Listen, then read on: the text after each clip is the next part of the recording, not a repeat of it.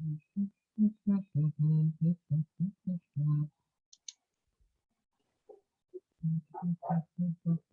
buenas noches. Buenas noches. Jóvenes, buenas noches. Bueno,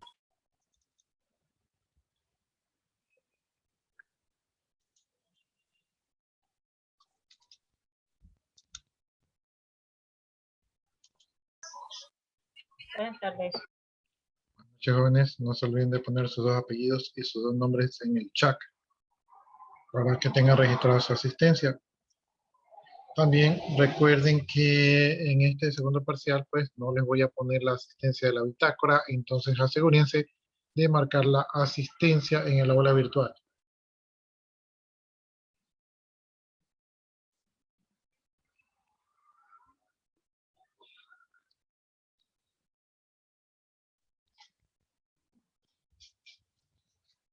Esperemos a que se conecten sus demás compañeros. A ver.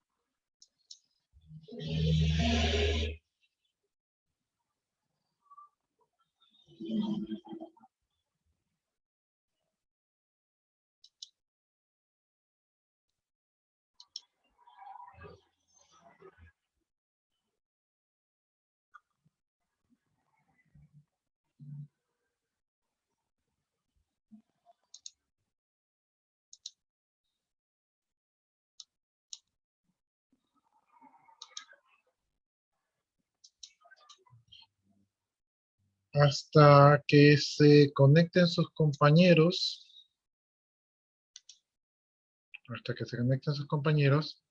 Y bueno, como ya saben, en la semana 8 está el acta de primer parcial, ¿verdad? Y en la semana 9 tenemos o sea, estamos ahorita en la semana 9. Déjenme admitir a sus compañeros. Entonces, en la semana 9 tenemos los documentos de requerimientos funcionales y requerimientos no funcionales, que es lo que estamos viendo en este momento. Y también tenemos una tarea de requerimientos funcionales y no funcionales, que ya entra a formar parte del segundo parcial. Y también tenemos un cuestionario de requerimientos funcionales y no funcionales, ¿no? Es muy probable que para este segundo parcial la gestión práctica, que en mi caso corresponde a la lección y el punto de actuación en clase, es muy probable que esta gestión práctica sea reemplazada por la nota del proyecto PIS. De todas maneras, yo voy a poner las actividades aquí para los que deseen realizarlas, ¿no? Y cuando ya nos indiquen, pues, probablemente esa gestión práctica sea reemplazada por la nota del proyecto PIS, ¿no? Entonces, en mi caso, eso es actuación en clase y la lección. Entonces, ya están advertidos que probablemente sea opcional hacer esas dos actividades, ¿verdad? Porque seguramente ustedes van a reemplazar la nota por el proyecto, ¿no? Igual ya en la semana 9 que nos encontramos en este momento, ya tenemos actividades que quedaron pendientes del periodo pasado. ¿son individuales o grupales? Déjenme volverle a compartir. Ya, miren, lo que está aquí son las subidas de documentos, entonces eso no es ninguna actividad. Y la tarea que ustedes tienen aquí es tarea en grupo. La mayoría de las tareas son en grupo, ¿verdad? Para que trabajen en equipo. Y lo que es los cuestionarios siempre son individuales. No sé si fue en este curso, pero hubo un curso donde una gran cantidad de alumnos no habían realizado los cuestionarios. Entonces a mí me pareció una, una decisión de los alumnos un poco desacertada, porque con los cuestionarios primero se preparaban para la lección y para el examen, y segundo mejoraban la nota, ¿no? Entonces muchos no lo hicieron, incluso yo les dije que revisaran las notas y no lo hicieron, y ya el día del examen se acordaron de revisar todo a última hora. Entonces yo fui muy claro de que el día del examen no se aceptaban más cambios, ¿no?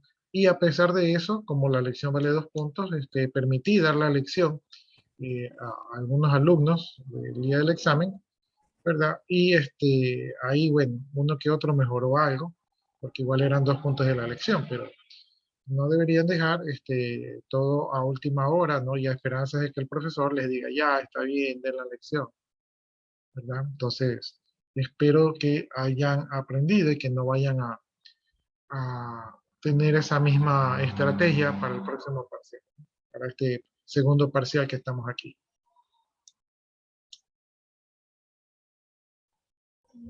Buenas tardes. Buenas tardes, jóvenes.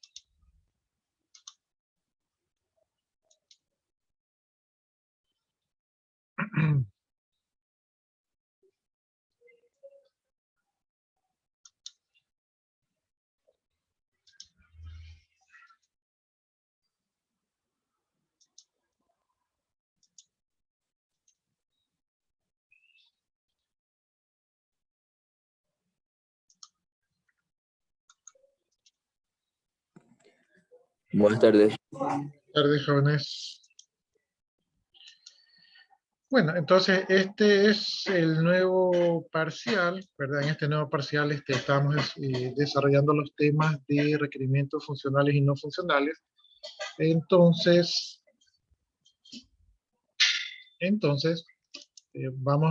ya vimos los requerimientos funcionales, que básicamente era lo que nos pedía el usuario que hagamos, y ahora vamos a hablar de los requerimientos no funcionales, ¿no? Estos requerimientos no funcionales no tienen que ver con lo que el usuario nos pide que hagamos, sino que estos requerimientos no funcionales tienen que ver con otras cuestiones del entorno del sistema, como pueden ser, por ejemplo, temas de fiabilidad, o temas de tiempo de respuesta, o temas de capacidad de almacenamiento, ¿no? Entonces, estos requerimientos surgen, ¿verdad?, de las necesidades que tienen los usuarios, o de las restricciones que solicitan los usuarios, ¿verdad? O también pueden surgir de las restricciones de los presupuestos, o también se pueden deber a políticas que tiene la organización, o también puede ser un requerimiento, ¿verdad?, con respecto a otros sistemas que estén allí en la organización, ¿verdad? O también pueden ser requerimientos de hardware o de factores externos como reglamentos, seguridad, políticas de privacidad, etcétera, etcétera, etcétera, ¿no? Entonces, estos requerimientos de aquí no son solicitados por el usuario, sino que nosotros los tenemos que deducir en base al análisis que hemos hecho de la información recopilada, ¿no?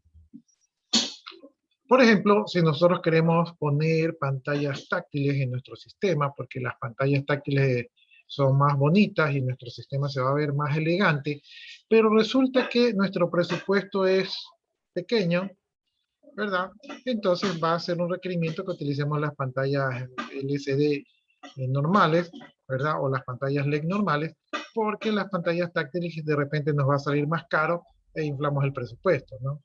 Por ejemplo, si nosotros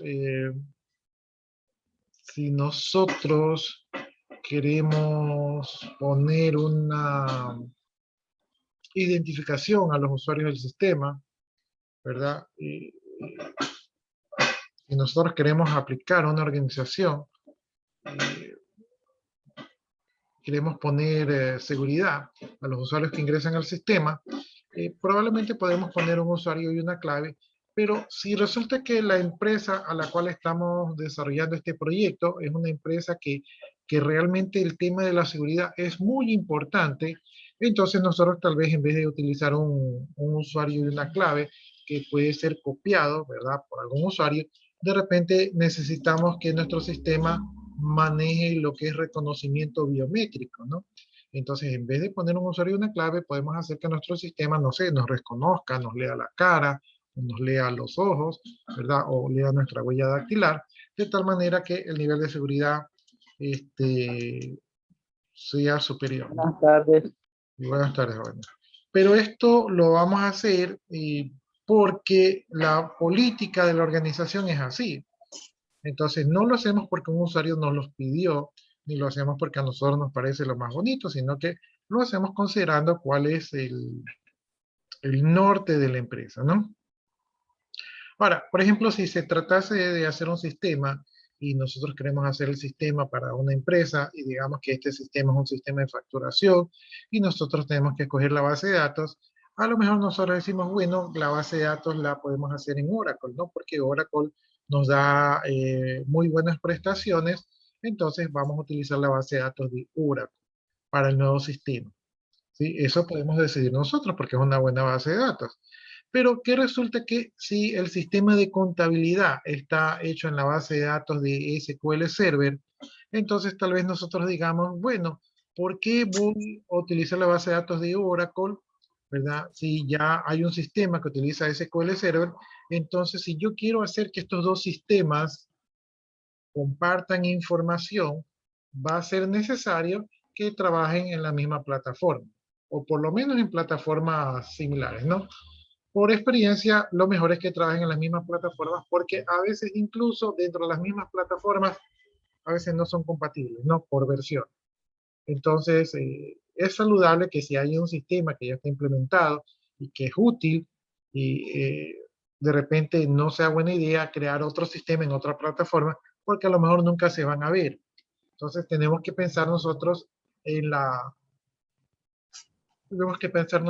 que estos sistemas van a trabajar en algún momento juntos y tenemos que, dentro de nuestro análisis, tenemos que decidir que la base de datos Oracle es buena, pero la base de datos MySQL va a funcionar mejor en el momento de que se conecte con la base de datos ya existente, ¿no? Entonces, eso sería por la necesidad de interoperabilidad, ¿no? Con otros sistemas.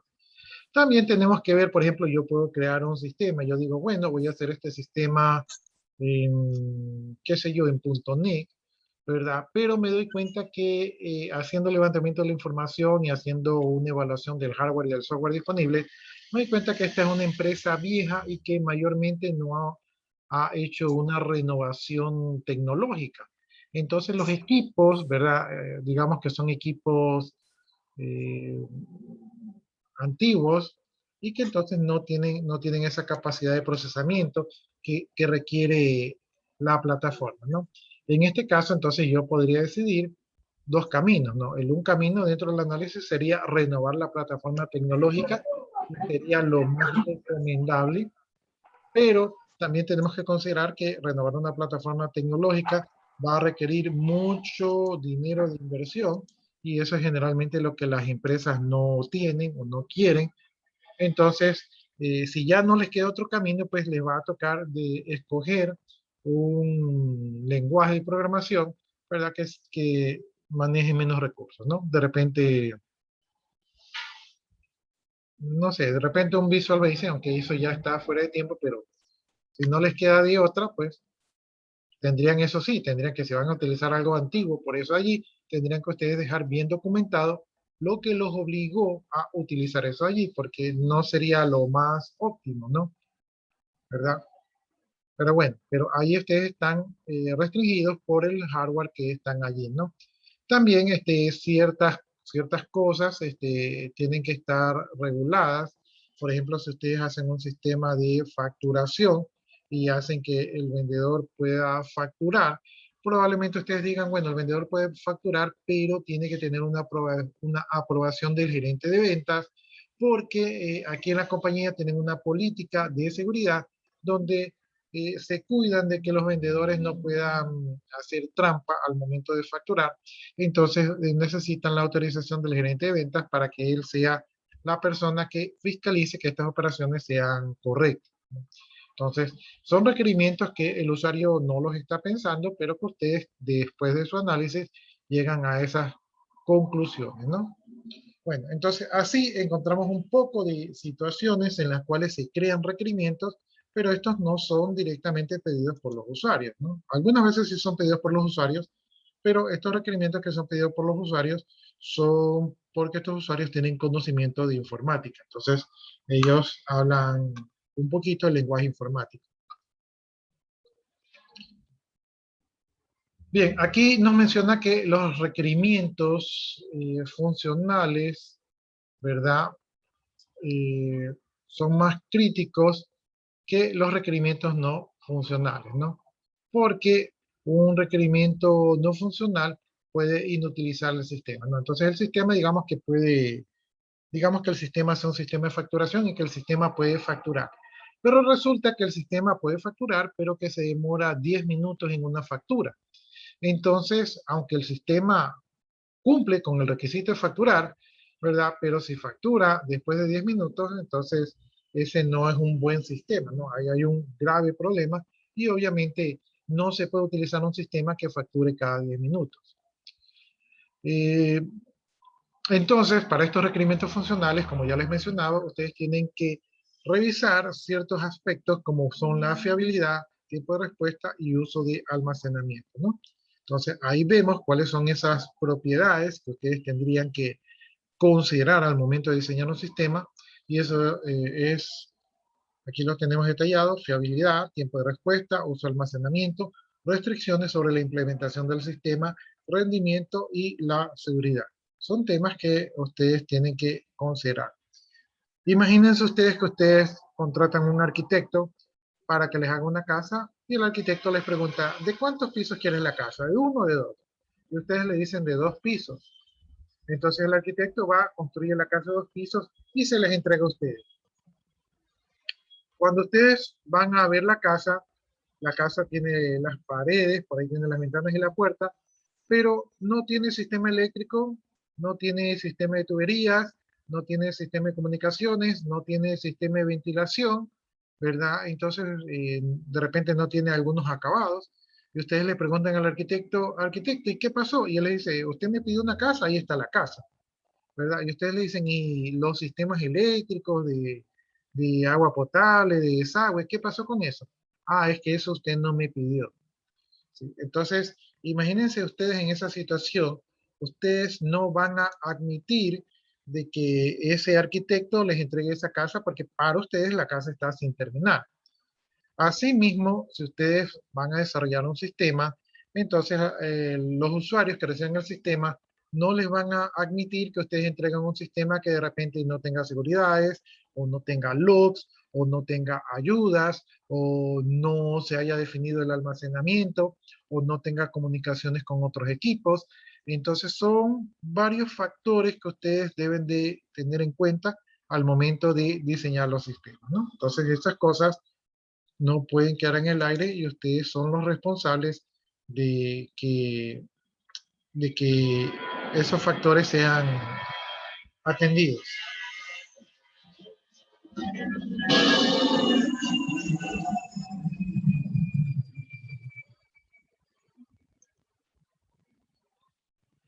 Bien, existen ciertas métricas que nos van a ayudar a determinar los requerimientos funcionales, ¿no? A poder especificarlos, ¿no? Una de esas métricas es la rapidez, ¿no? Entonces aquí tenemos que, para poder medir la rapidez de un sistema, nosotros podemos ver la cantidad de transacciones procesadas por un segundo, ¿sí? Por ejemplo, cuando ustedes están en Google, los servidores de Google atienden miles de millones de consultas por segundo, ¿sí? Entonces, me imagino que los servidores de Google, ¿verdad? Deben de cumplir con bastante rapidez para que sean útiles, ¿no? Bien, también podemos medir el tiempo de respuesta al usuario, ¿verdad? Y a los eventos que ocurren. Entonces, podemos medir hacia el sistema, a ver si se demora, si de repente ocurre un error y después de, qué sé yo, 5 minutos sale su sistema, se ha quedado detenido. Entonces, ese es un tiempo de respuesta bastante demorado. También podemos medir por el tamaño, podemos utilizar medidas como por ejemplo los kbytes para medir los tamaños de las transacciones, para medir la cantidad de bytes que se utilizan en las comunicaciones, y esto nos puede servir para ver la calidad de nuestro sistema, ¿no? También tenemos el tema de la fiabilidad, ¿verdad? La fiabilidad, podemos revisar aspectos como el tiempo promedio entre fallas. Mientras más lejos una falla de otras, el sistema es más fiable. La probabilidad de no disponibilidad. Resulta que un sistema trabaja bien, pero cuando se para el sistema, nadie trabaja, ¿no? Entonces, esa es un mal tiempo de disponibilidad. O sea, el sistema puede ser bueno, pero si falla y ya no se puede utilizar, entonces no está tan disponible. La tasa de ocurrencia de fallas, ese es el número de fallas que ocurren en un determinado tiempo. Y hay sistemas que tienen muchas fallas muy seguido, ¿no? Especialmente los sistemas gubernamentales, pero les voy a decir una cosa, algo que a mí me pasó cuando yo era joven como ustedes. Resulta que yo estaba en una empresa y en esta empresa tenían un sistema, ¿verdad? Y yo a veces le daba algún mantenimiento al sistema, yo recurría con los usuarios para revisar los sistemas, ¿no? Entonces, una vez me fui a atender a un usuario, mientras estaba allí en la oficina atendiendo un usuario, llegó un cliente y no lo querían atender al cliente y le dijeron que no había sistema, ¿no? La típica, no hay sistema, regrese más tarde. Entonces, eso le dijeron al usuario y yo les pregunté o sea, eso le dijeron al cliente y yo le pregunté al usuario que por qué le dijeron eso si yo estaba ya arreglando el sistema y el sistema sí funcionaba, ¿no? Entonces, eso le dijeron simplemente para que no lo querían atender. La mayoría de los usuarios, y cuando ustedes van a alguna institución pública, por lo general, les dicen que no hay sistema. Pero la triste realidad es que si hay sistemas simplemente no los quieren atender. Pero por eso de allí a la gente de sistemas se nos crea una mala reputación, se crean malas reputaciones con los sistemas porque dicen que los sistemas no valen, ¿no? Entonces, ojo con eso allí que suelen hacer los usuarios, ¿no? Entonces, esas fallas que suelen ocurrir a veces son mentiras de los usuarios. Bien, y ya hablamos también de la disponibilidad. La disponibilidad es qué tan rápido tenemos un servidor una vez que ha ocurrido un fallo. Por ejemplo, yo tenía un servidor de base de datos que cuando se paraba, pues el tiempo de regreso al servidor era de 2 a 4 horas. Y esto era porque la base de datos era grande y hacía un proceso de recuperación, y ese proceso de recuperación tomaba de 2 a 4 horas. Entonces, ese es un tiempo de disponibilidad muy alto para un sistema. Los usuarios decían, ¿y ahora qué hago? Me voy a la casa, ¿verdad?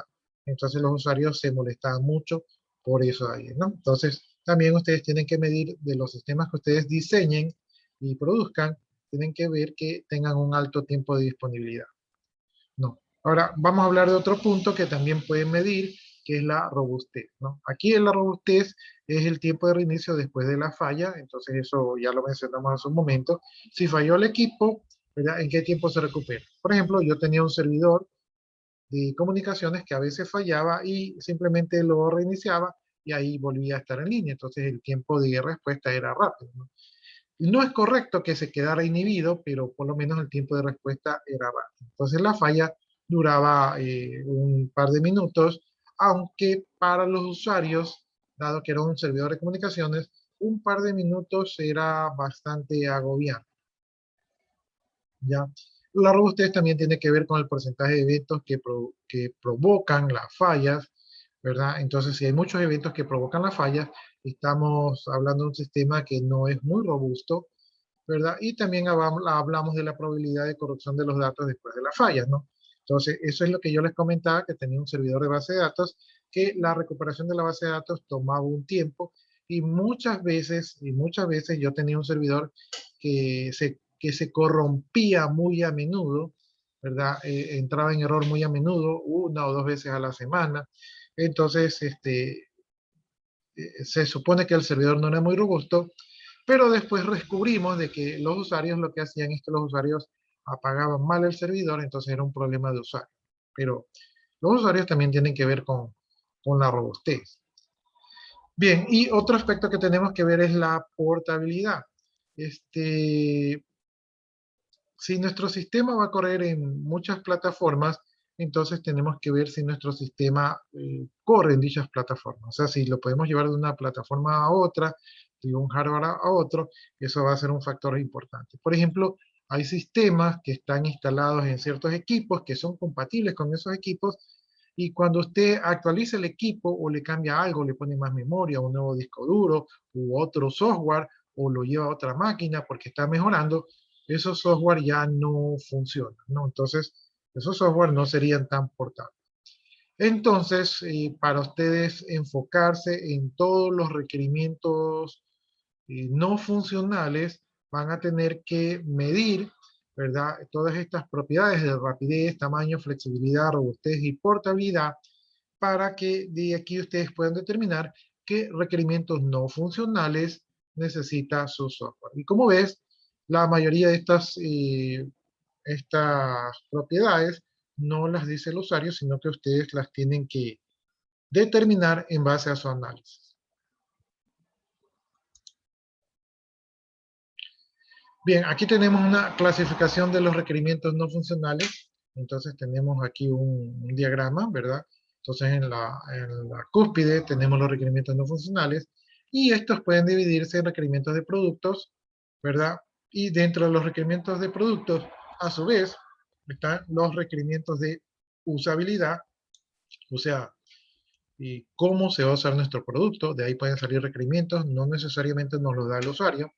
Los requerimientos de eficiencia, es decir, qué tan eficiente queremos que sea nuestro producto, ¿verdad? Entonces ahí podemos tener requerimientos de rendimiento y requerimientos de espacio. También tenemos los requerimientos de confiabilidad, ¿verdad? Entonces, qué tan confiable es nuestro producto. Y también tenemos requerimientos de seguridad. Entonces, todos estos requerimientos de aquí tienen que ver con los requerimientos de productos. Luego tenemos requerimientos de la organización. Dentro de esos tenemos requerimientos ambientales. No es muy común, pero digamos que el software que ustedes diseñen tiene que ver con el cuidado del medio ambiente. Por ejemplo, esas máquinas que hacen minería de monedas electrónicas, ¿no? Del Bitcoin, ¿verdad? Esas máquinas dice que son poco amistosas con el medio ambiente. ¿Por qué? Porque indirectamente consumen mucha energía y el consumo de esta energía, pues, eh, está directamente relacionada con el aumento, ¿verdad?, del monóxido de carbono que afecta la naturaleza, ¿no? Entonces, aunque no es muy directo, de repente, de alguna manera, nuestro producto tiene que ver con aspectos ambientales, entonces tenemos que ver que siempre nuestros productos sean amigables con el medio ambiente, ¿no? También tenemos requerimientos operacionales, es decir, cómo debe operar el producto. A veces hay procesos que se llevan en la empresa por algún motivo, entonces tenemos que respetarlos. Y también tenemos requerimientos de desarrollo, es decir, nuevas funcionalidades que requiere el sistema para funcionar, ¿no? Bien, otro de los requerimientos no funcionales son los requerimientos externos, ¿no? Entonces tenemos requerimientos regulatorios, como por ejemplo lo que nos impone la ley. Por ejemplo, el SRI tiene en sus reglamentos que las empresas que utilizan facturación tienen que implementar la facturación electrónica, ¿sí? Y esto es porque es una medida de control. Entonces, el usuario no le interesa si el sistema tiene facturación electrónica, pero el gobierno sí le interesa, ¿no? Entonces tenemos que cumplir con las políticas y reglamentos del país. Entonces, esos serían requerimientos que no nos los han pedido, pero que tenemos que cumplir, ¿no? También tenemos requerimientos éticos, por ejemplo, un sistema que permita que yo anule un ingreso de dinero, ¿verdad? Sería un sistema que de alguna manera permitiría el fraude, ¿no? Entonces eso sería poco ético, ¿no? Entonces tenemos que ver los requerimientos éticos. En los requerimientos éticos podría ser requerimientos que tienen que ver con el control de quién hace qué dentro del sistema. También tenemos los requerimientos legales. No sé, se me ocurre que cuando registremos un siniestro, si es un sistema de seguro, ¿verdad? El requerimiento legal es que se adjunte fotos de evidencia de cómo fue el siniestro, ¿no? Entonces, son requerimientos legales que tal vez el usuario los desconoce, pero que se debe cumplir con la ley. Tenemos requerimientos contables, por ejemplo, un requerimiento contable podría ser que toda transacción que se realice en el día quede mayorizada en el mismo día. Esos son requerimientos contables que un usuario, solamente los usuarios de contabilidad podrían saber. Y también tenemos requerimientos de protección y de seguridad, como por ejemplo el uso de claves, el uso de logs, el uso de log de eventos, ¿verdad? Para cumplir con criterios de seguridad. Entonces, esta sería una clasificación general de los requerimientos no funcionales. Bueno, aquí ya están explicados los requerimientos que vimos, ¿verdad? Entonces aquí los requerimientos del producto son los requerimientos que especifican, ¿verdad?, qué debe hacer el producto o tal vez que lo restringen, o sea, qué no debe hacer el producto, ¿no? Entonces aquí, en algunos ejemplos, pues dice que está lo que tiene que ver con el rendimiento, con la cantidad de memoria, ¿verdad? Por ejemplo, cuando ustedes instalan el Windows dice necesito un procesador Pentium 2 o superior, necesito 8 GB de memoria y necesito 200 GB de espacio en el disco duro. Esos serían requerimientos del producto, ¿no? Entonces, para poder instalar el producto, el equipo tiene que cumplir con esos requisitos. Si yo instalo un equipo de estos de aquí en una máquina de menores características y funciona mal, entonces los requerimientos, ustedes como diseñadores dicen, mira, pero aquí están los requerimientos del producto que tú no has cumplido. Entonces, esa es una especie de salvaguarda para ustedes en el caso de que algún equipo no funcione bien. Entonces, ahí están los requerimientos del producto que se deben de cumplir.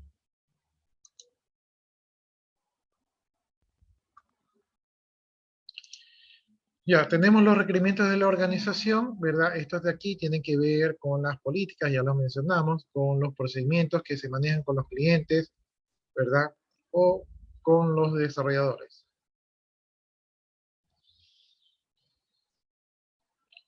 Ya, en estos requerimientos de la organización, por ejemplo, dice que aquí se especifica el lenguaje de programación, ¿verdad? A veces hay estándares. Por ejemplo, la empresa ya tiene su grupo de desarrollo y ellos ya han implementado un estándar. Entonces, nosotros que vamos a hacer un proyecto tenemos que mantenernos dentro del estándar que ellos precisan.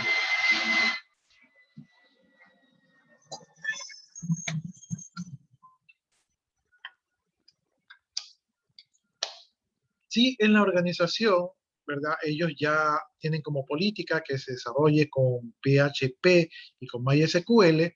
Entonces nosotros, nuestro proyecto, pues, siguiendo esos lineamientos, vamos a desarrollar en PHP y en MySQL, ¿verdad? Porque ya son unos requerimientos de la organización.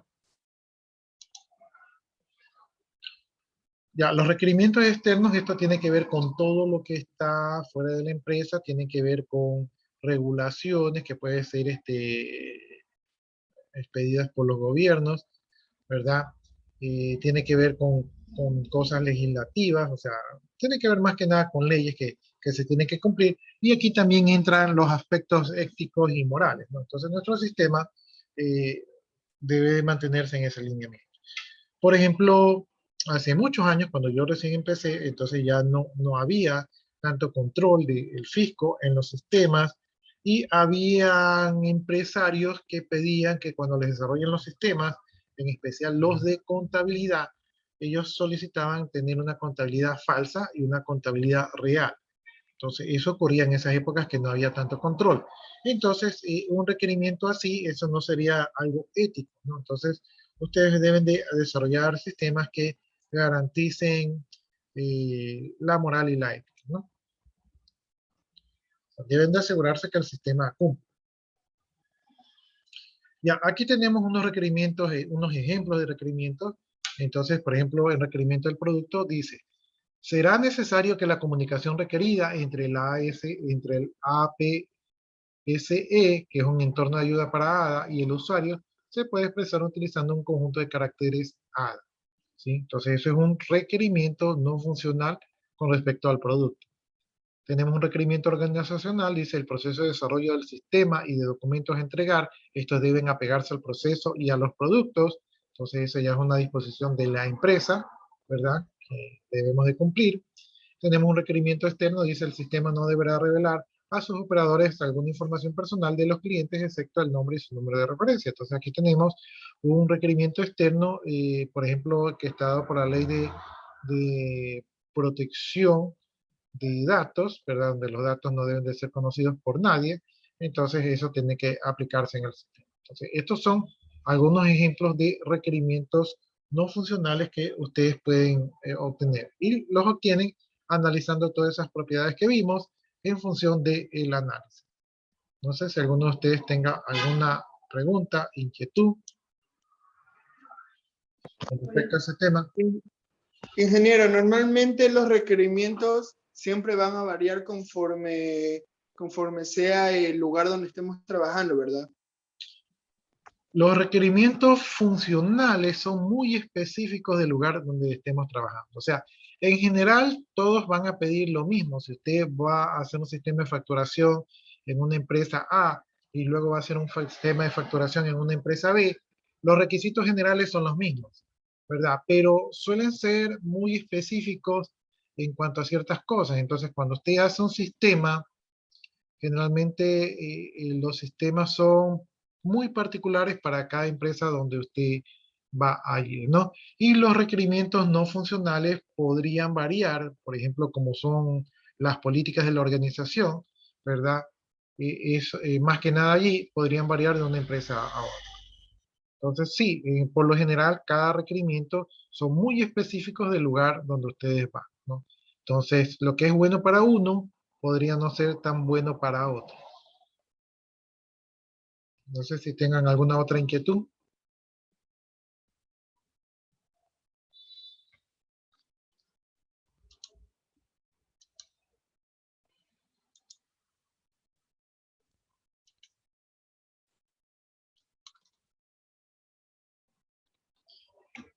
Bueno, entonces vamos a seguir avanzando. Vamos a avanzar.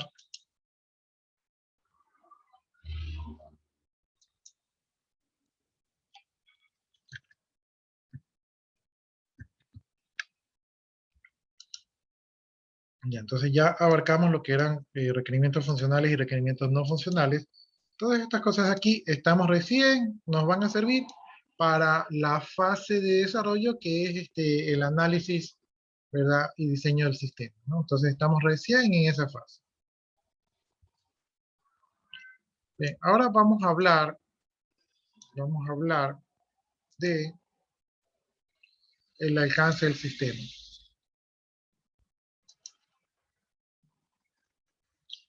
Ya, el alcance del sistema va a ser muy importante para ustedes porque a ustedes no les ha pasado, pero cuando hacen un sistema y si alguno de ustedes va a cacholear o cacholea, le dicen, hazme un sistema de facturación y ustedes dicen, ya, yo te hago el sistema, rapidito yo te hago el sistema, ¿verdad? Y ustedes le dicen, ahí está la factura de facturación. Ya, ¿y dónde ingresa el inventario? Ah, inventario. Ya, y ustedes dicen, ya, mañana te traigo. Ustedes se amanecen, hacen el inventario y le dicen, ahí está el inventario. Ya, ¿y dónde registro los pagos? Ah, los pagos, ya, en 3 días te traigo. Ustedes hacen los pagos y ahí le traen, ya. ¿Y dónde hago las transferencias? Bueno, las transferencias, ya, en 4 días te traigo, ya, las transferencias y ustedes le traen.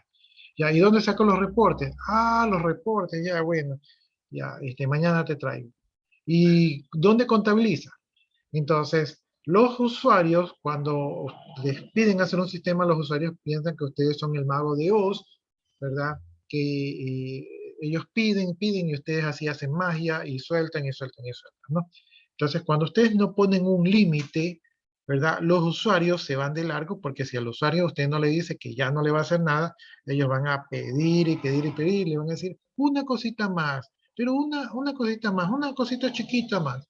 Ya, esto adicional y ya no molesto, ya. Ah, me olvidé de decirte tal cosa. Entonces ellos los van a pedir y pedir y pedir, y ustedes van a estar allí esclavizados de por vida porque no han puesto un límite. Entonces el alcance del sistema es importante para definir, ¿verdad?, hasta dónde se va a llegar con el desarrollo del sistema, ¿no?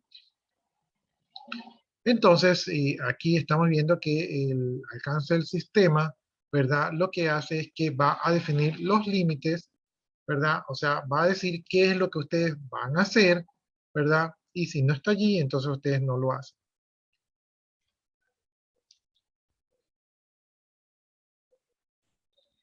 Ya, obviamente, para ustedes definir el alcance del sistema, tienen que previamente haber hecho un estudio de viabilidad. Es decir, ustedes ya hicieron el análisis del sistema, ¿verdad? Y tienen que determinar si ese sistema es viable hacerlo, ¿no?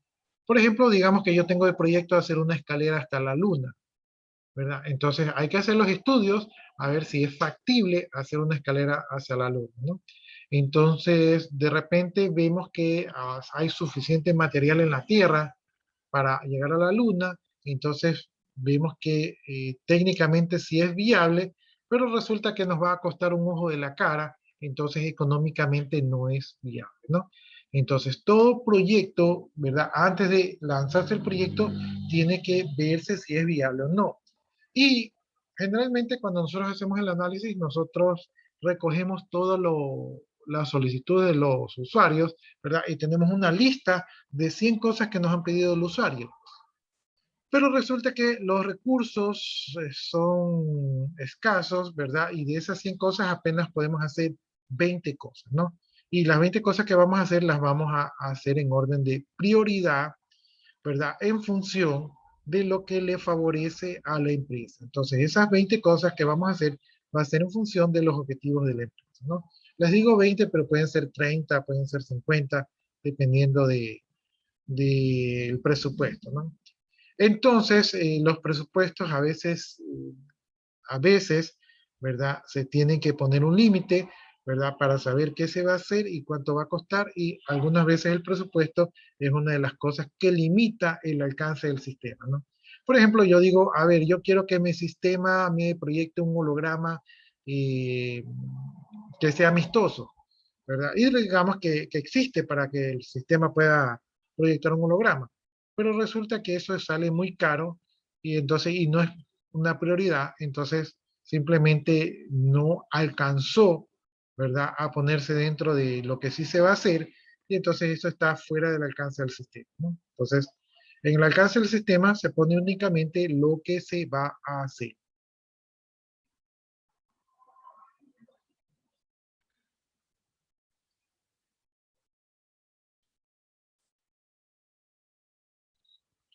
Ya, a ver, vamos viendo qué más podemos sacar de aquí. Ya, entonces aquí en el alcance del sistema se tiene que identificar qué procesos vamos a desarrollar, o sea, qué procesos va a ser nuestro sistema de información que vamos a desarrollar, ¿verdad? Aquí también dice que se tienen que identificar las entidades externas al sistema que van a aportar la información, ¿sí? Entonces, si una entidad no está identificada aquí, pues no se toma en cuenta. Y asimismo, a partir de esta etapa, ya nosotros podemos comenzar a identificar las entidades y relaciones que van a formar parte del sistema de información. Es decir, aquí vamos a hacer el famoso diagrama entidad-relación, ¿verdad? Que es un modelo abstracto de datos. Es decir, aún no sabemos dónde vamos a guardar la información, pero ya sabemos cómo vamos a guardar la información, ¿no? Entonces, todo esto aquí va dentro del alcance del sistema.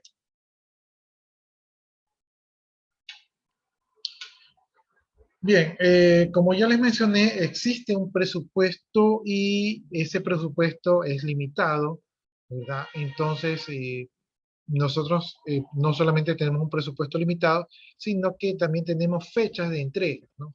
Entonces, cuando vamos a hacer un sistema que es un proyecto, tenemos una fecha inicial y una fecha final, ¿verdad? Y por lo tanto, tenemos que organizarnos para que todo lo que vamos a hacer lo podamos hacer dentro de ese tiempo y con ese presupuesto, ¿no? Por lo tanto, pues no podemos hacer todo, sino que podemos hacer solamente ciertas cosas. Ya, aquí mencionan el tema del uso, de los casos de uso. Entonces, mediante los diagramas de casos de uso, nosotros podemos identificar los actores externos, ¿verdad? Es decir, los que están fuera del sistema y que de alguna manera interactúan con el sistema, ¿no? Entonces, este diagrama nos va a servir para identificar.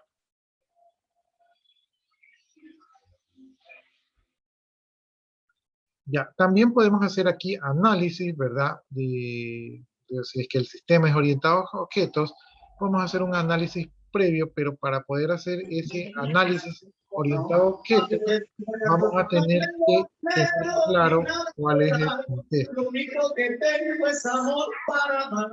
Si así tú me quieres. Están cantando Juan Gabriel por ahí. Ya. Entonces les decía que para hacer un análisis orientado a objetos, pues tenemos que, podemos utilizar la herramienta que son los diagramas de casos de uso para poder saber cuáles son esas entidades que están fuera de nuestro proyecto, ¿no? Ya, aquí se habla también de la viabilidad del sistema, o sea, si el sistema se puede hacer. Recuerden que anteriormente vimos la viabilidad del proyecto, esto era si el proyecto era posible, ¿no? Si tenía una viabilidad económica, ¿verdad? Y una viabilidad técnica, ¿no? Entonces aquí tenemos la viabilidad del sistema. La viabilidad del sistema tiene que ver, por ejemplo, yo les digo, vamos a hacer un proyecto que va a ser el sistema académico del instituto y que va a tener página web y que también va a tener aplicaciones de teléfono, ¿verdad? Y lo vamos a hacer en Python. ¿Sí? Pregunto yo, en este momento, ¿ustedes son capaces de desarrollar ese proyecto?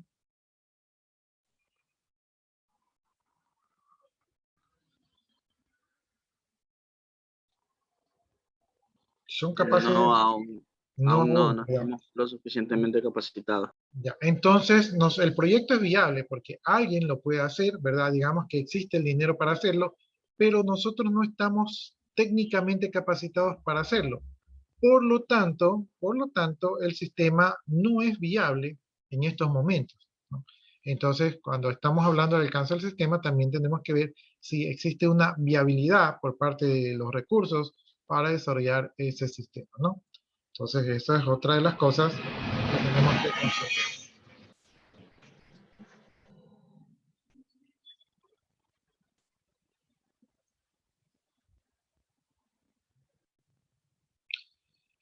Ya, cuando estamos haciendo el desarrollo del alcance del sistema, ¿verdad? Aquí se van saliendo términos, ¿verdad? Y estos términos están relacionados con la jerga que se usa allí en los negocios. Entonces, para que no existan confusiones futuras, ¿verdad? De que, por ejemplo, para mí una orden de compra es la orden que hace suministros, y que para ventas una orden de compra sea la orden de compra de productos terminados. Entonces, si se dan cuenta, ahí hay una ambigüedad. Entonces, mientras se va desarrollando el alcance del sistema, se puede crear una especie de diccionario de términos del negocio, los cuales definen qué significa cada cosa, para que al momento que los programadores o dentro de las reuniones se utilicen estos términos, y todos hablemos el mismo idioma y no existan estas ambigüedades, ¿no? Entonces se hace un catálogo de estos términos para que estos estén disponibles para todos los que van a desarrollar los procesos, ¿sí? Y que estos términos definan, ¿verdad? Si hay, por ejemplo, si ustedes diseñan una pantalla, ¿verdad? Estos términos van a definir, ¿verdad? Qué dato específico va a entrar, ¿verdad? En esa pantalla de captura de datos, o qué dato específico va a salir. Entonces, es importante ir creando este catálogo para que todos al final hablemos el mismo idioma.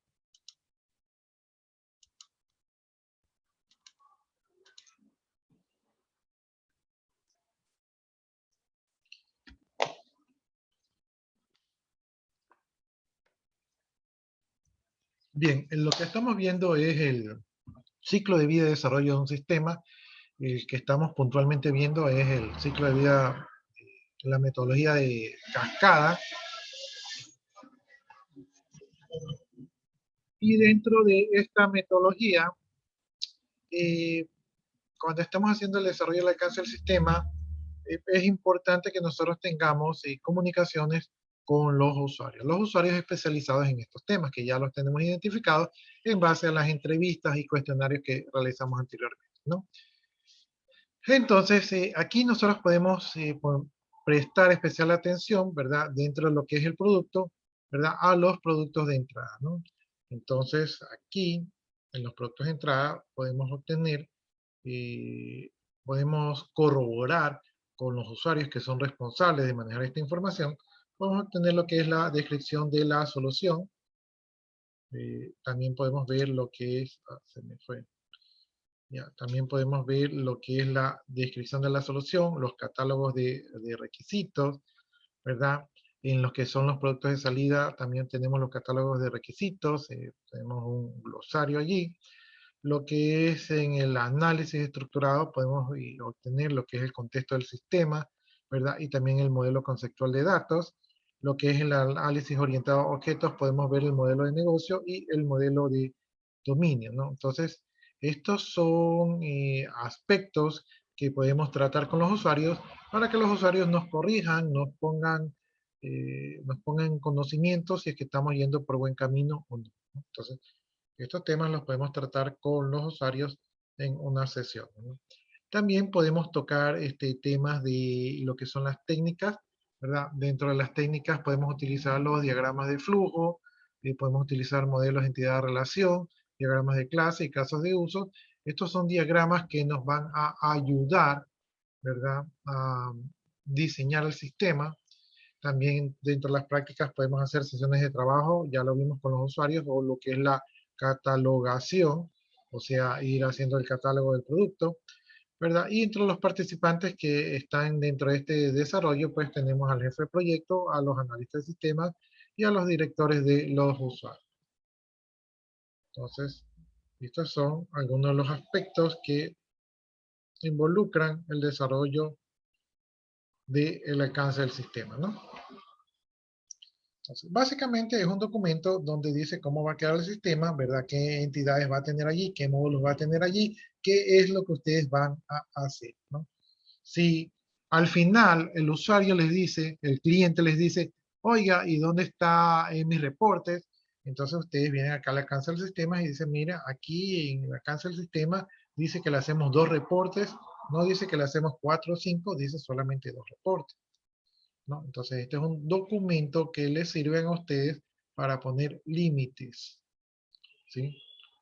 Va de la mano con los requerimientos del sistema. ¿Preguntas, jóvenes?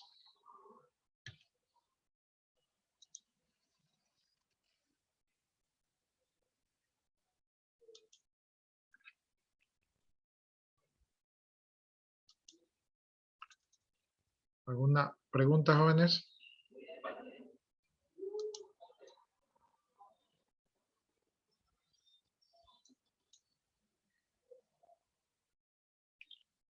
¿Alguna pregunta, inquietud?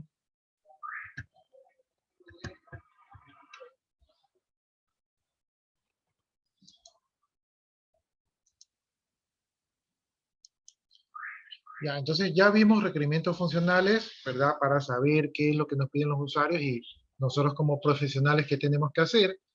Ya vimos el alcance del sistema para que luego no nos estén, no estamos teniendo coraje, que nos piden una cosa y otra cosa y sabemos dónde llegar y qué vamos a hacer, ¿verdad? Y ahora vamos a hablar un poco, ¿verdad? Sobre los usuarios, ¿no? Entonces vamos a hablar un poquito sobre los usuarios. Déjenme ver. Vamos a hablar sobre los usuarios y permisos.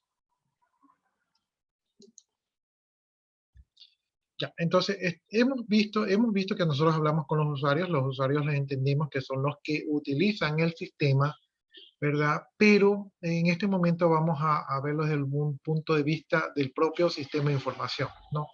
Entonces, ¿qué es un usuario? Un usuario dentro de lo que es la informática, que también se conoce con el nombre de user, ¿verdad? Es la persona que va a utilizar la computadora o el sistema operativo o un servicio de sistema, ¿verdad? Y este usuario se debe de clasificar con diferentes privilegios, ¿verdad? ¿Qué son esos privilegios? Son los permisos en los cuales ese usuario o grupo de usuarios tienen acceso para poder interactuar o para poder ejecutar algún proceso en el equipo, ¿no?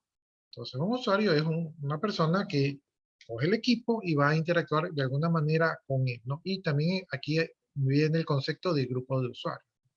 No sé si, creo que todavía ustedes no han visto que en los sistemas generalmente la administración se facilita con los grupos. Por ejemplo, ustedes son como 30, ¿verdad? Imagínense que yo tengo que crearles un usuario a cada uno de ustedes y le creo a cada uno de ustedes un usuario y me demoro 10 minutos por cada uno de ustedes. Entonces, en 30, pues me estaría demorando como 300 minutos, ¿sí? Lo cual no es nada bonito. Y de repente me doy cuenta que me equivoqué y que les di un permiso equivocado y ahora tengo que volver a modificarlos todos, ¿no? Pero si todos ustedes pertenecen al grupo de análisis de sistemas nocturno, ¿verdad? De la carrera de TDS, entonces yo trabajo con el grupo y automáticamente haciendo un solo cambio, los cambio a todos ustedes, ¿no? Entonces los grupos de usuarios me van a servir para facilitarme la administración de los usuarios, ¿sí? Los manejo a todos en un grupo y en vez de estar uno por uno, cambio propiedades de ustedes, ¿verdad? De un solo golpe. Bien, vamos a ver un poco clasificaciones de los usuarios, ¿verdad? Ustedes tienen que tener en claro cómo son los usuarios. Entonces, los usuarios se pueden clasificar por su tipo de actuación. Entonces, tenemos los usuarios directos.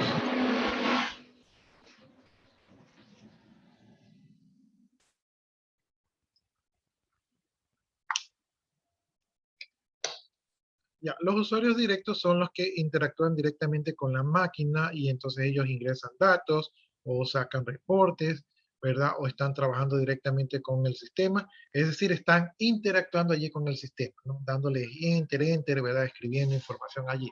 Esos son usuarios directos, ¿no? Estos son los que generalmente ustedes tienen que entrevistar. Pero también hay usuarios indirectos. Estos usuarios indirectos son aquellos que utilizan la información que produce el sistema. Entonces, por ejemplo, un gerente de ventas a veces no interactúa mucho con el sistema, sino que dice, tráiganme el reporte de venta. Entonces, ese sería un usuario indirecto, ¿no? Los usuarios directos conocen cómo funciona el sistema, conocen la falla, conocen los requisitos de información para el sistema, y los usuarios indirectos conocen lo que el sistema necesita generar, ¿verdad? Entonces, ambos son importantes, pero creo que ustedes van a interactuar más con los usuarios directos y un poquito con los usuarios indirectos.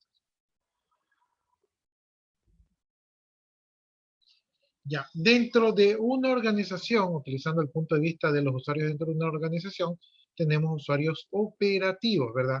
Y estos usuarios operativos son usuarios de niveles menores, ¿verdad? Y este tipo de usuarios podrían ser usuarios directos o indirectos.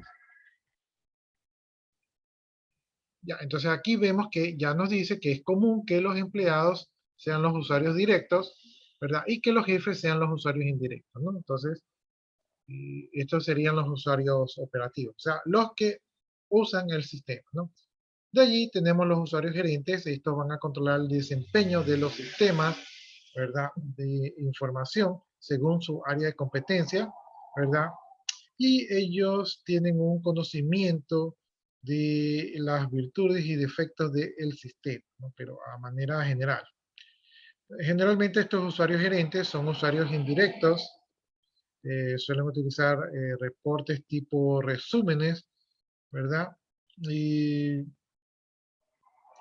bueno, me imagino que esto ya en mi época los usuarios gerentes no sabían utilizar el software, pero como ya estamos en otra época, creo que la mayoría de los usuarios gerentes sí saben emplear el software, ¿no? Entonces, ellos son capaces de procesar la, la información, ¿verdad? Para obtener resúmenes, generalmente sacan tablas o consultas que ellos mismos pueden programar, ¿no?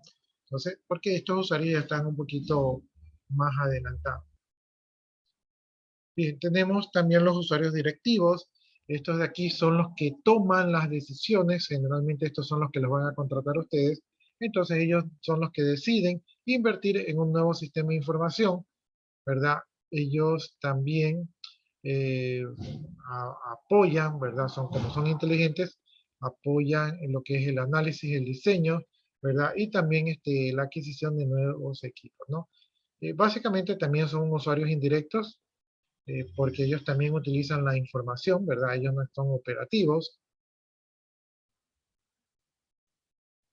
Y ellos utilizan la información interna generada por los sistemas internos, pero también suelen obtener información externa porque ellos, como son los que dirigen la empresa, necesitan conocer un poco el entorno, ¿verdad?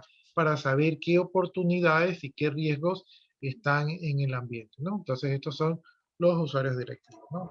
Tenemos operativos, usuarios gerentes y usuarios directivos. Bien, ya hablando directamente dentro de los sistemas informáticos, pues tenemos otra clasificación de los usuarios. Tenemos los usuarios operacionales, usuarios supervisores, usuarios ejecutivos y usuarios administradores, ¿no? A veces tenemos más, a veces tenemos menos. Podremos ver esta clasificación de usuarios como perfiles que nosotros podemos crear al momento de diseñar un sistema. Bien, los usuarios operacionales van a ser los que interactúan directamente con el sistema, valga la redundancia.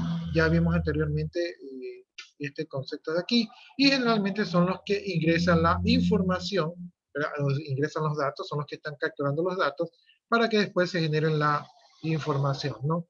Esta información va a servir para la toma de decisiones, ¿verdad? Y esta información tiene que estar basada en datos exactos, confiables y tiene que ser también oportuno, ¿no? Entonces, pero esa es la información. Pero los usuarios operacionales simplemente ingresan información. Entonces, aquí dice, un ejemplo es un usuario que captura información y lo ingresa al sistema. Ejemplo típico, una cajera, ¿sí? O una vendedora de punto de venta. Son ejemplos típicos.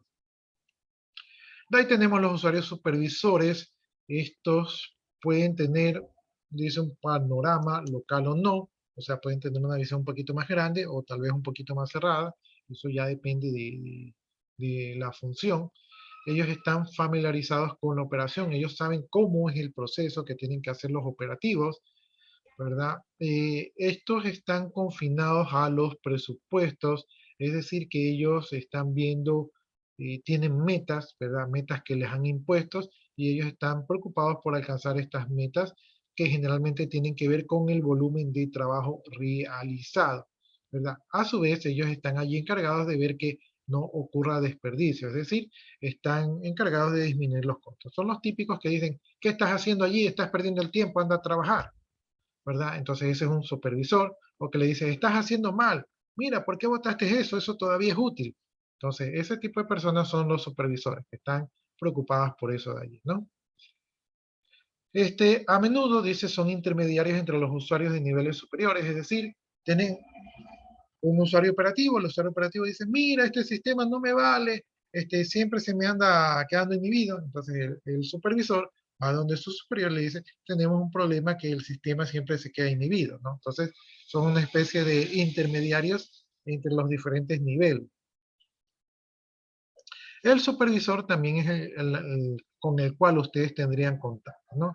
Entonces el supervisor, como conoce la parte operativa, a veces los usuarios operativos simplemente son cerrados, o sea, ellos son como que, ¿por qué haces esto? No sé, siempre lo he hecho.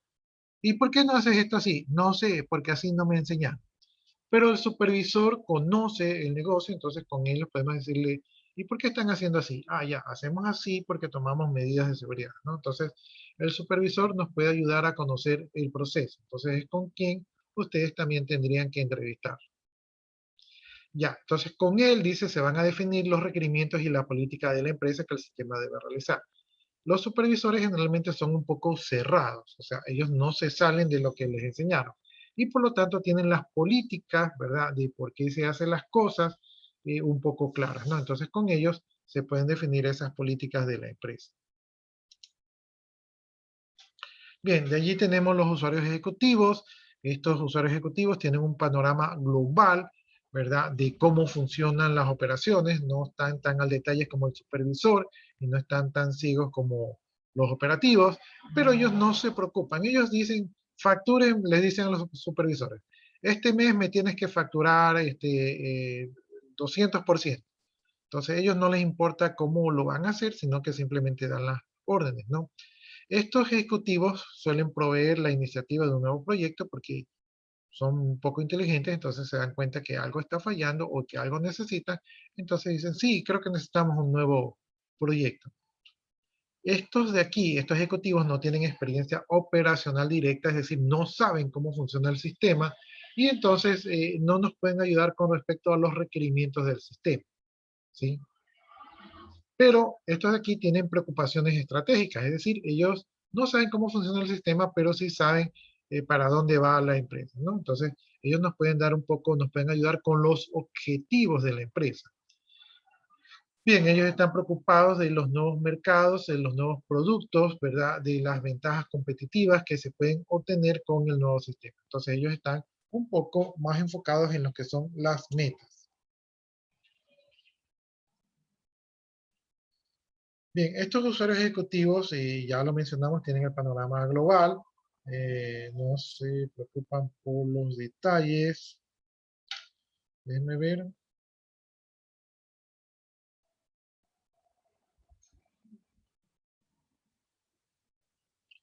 Ya, entonces aquí dice que estos usuarios están preocupados, ¿verdad? Por los modelos abstractos del sistema y no por lo físico. Entonces ellos dan un poco cómo debería funcionar el sistema, pero no les importa cómo se van a implementar.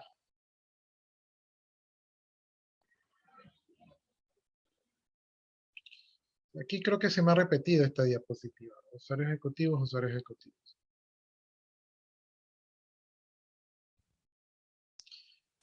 Ya, hablemos ahora de los usuarios administradores. Los usuarios administradores son usuarios que pueden añadir módulos al sistema, ¿no?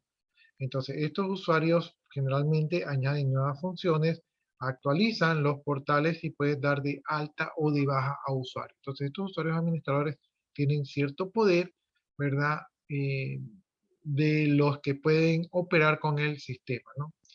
Y de allí tenemos los usuarios de sistemas, ¿verdad? Que generalmente los usuarios administradores son los usuarios del sistema, pero aquí está separados.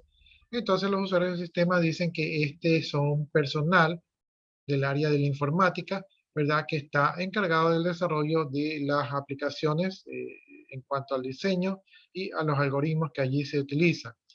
A estos usuarios dice que analizan las posibilidades y las modificaciones que debería de tener el sistema y lo que están buscando es que el sistema funcione o lo diseñan para que sea lo más eficiente aprovechando los recursos informáticos.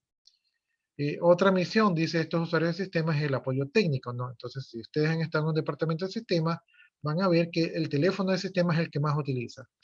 ¿Me puede ayudar que no funciona mi mouse? Se me quedó inhibida mi máquina. La pantalla parece que va a explotar. Entonces son los típicos mensajes que llaman los usuarios y llaman a la gente de sistemas para que los socorran, ¿no? Entonces a veces hay un mix entre los administradores y los usuarios del sistema. Ya, hasta ahí, ¿alguna pregunta?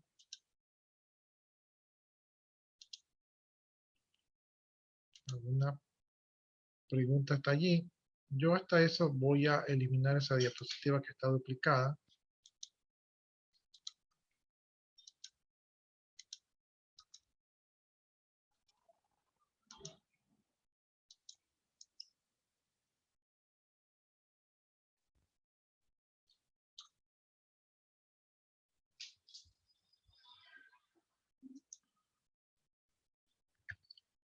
Si no hay preguntas, jóvenes,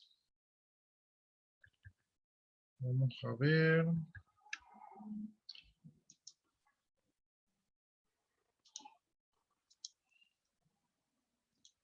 Entonces ya eliminé esa diapositiva, ¿verdad? Entonces ya vimos los tipos de usuarios. Hemos visto diferentes clasificaciones de tipo de usuario. La última clasificación son los usuarios que se crean en los sistemas, ¿no? Ahora vamos a hablar de otras características, ¿verdad? Como son el rol y los privilegios, ¿no? Entonces dice un rol, dice es una colección de permisos que se define para todo el sistema y que uno puede asignarlos para usuarios específicos, ¿no? Bajo contextos contextos específicos. No existe una combinación de roles, ¿verdad? En base al contexto, y estos tienen la facilidad o la habilidad de definir un usuario específico para hacer algo en un sistema de información. ¿Sí? Entonces, esto es lo que es el rol. Ahora, imagínense esto de aquí.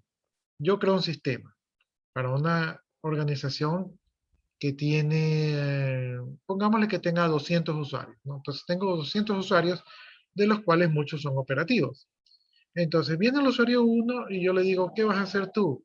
Yo voy a facturar. Entonces yo le digo, a ver, ¿necesitas facturación? Sí. Entonces le pongo permiso de facturación. ¿Necesitas reporte? Sí. Entonces le pongo permiso para reporte. ¿Necesitas caja? No. ¿Necesitas contabilidad? No. Entonces voy poniendo las opciones, ¿verdad? Los permisos que necesita ese usuario número 1.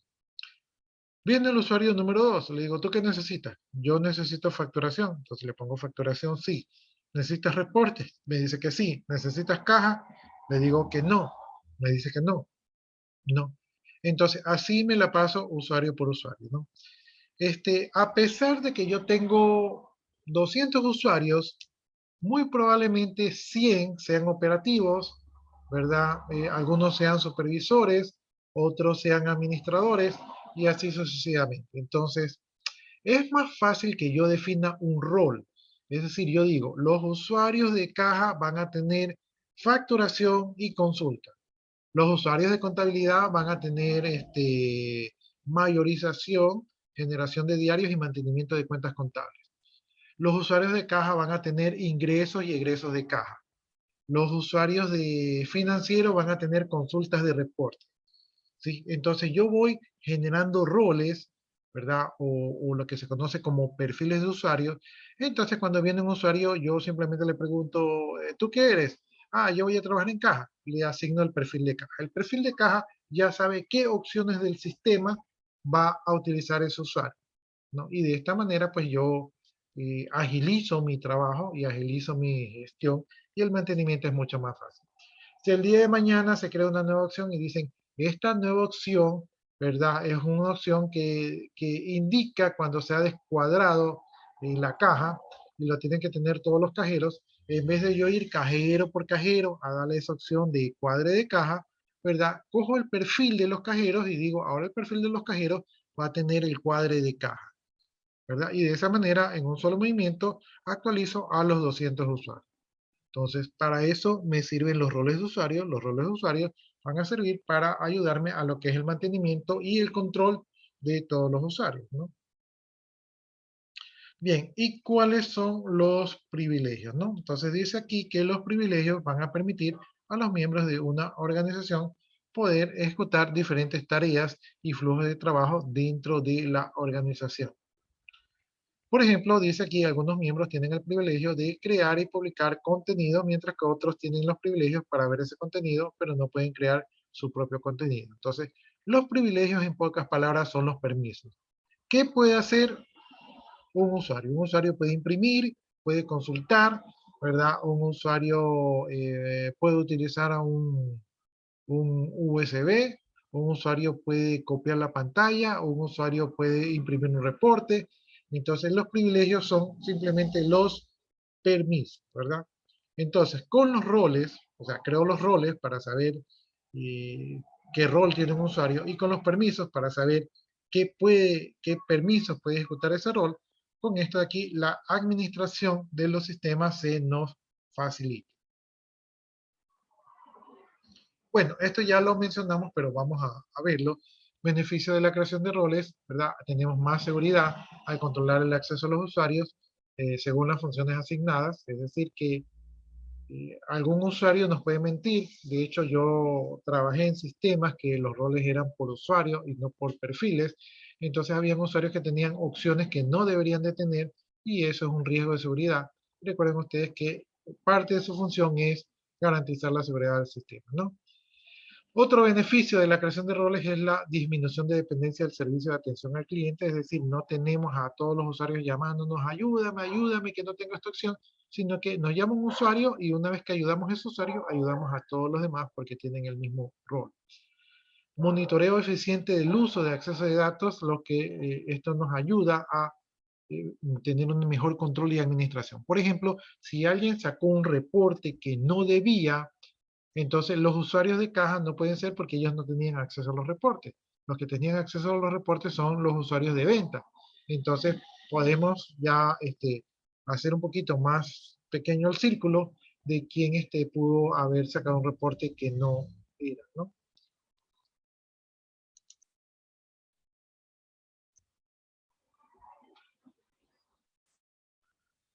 Entonces, aquí seguimos hablando de los perfiles de usuario, ¿verdad? Que es básicamente es asignarle a un usuario un rol que va a ejecutar.